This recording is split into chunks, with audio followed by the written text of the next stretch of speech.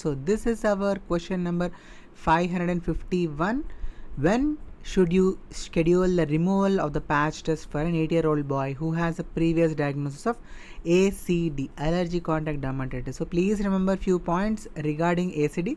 So patch test is the investigation of choice for ACD, and patch test works on the principle of identifying type 4 hypersensitivity reaction, which is also called as cell mediated immunity or delayed type of hypersensitivity reaction. So in this question, please remember, after 2 days, which is 48 hours, the patch test is going to be removed.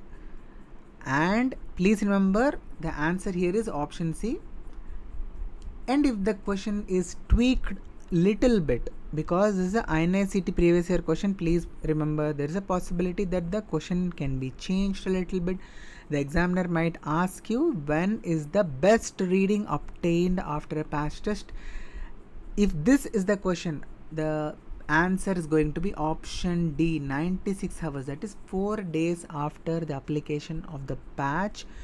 The reading which we get is the best reading. Okay, so understand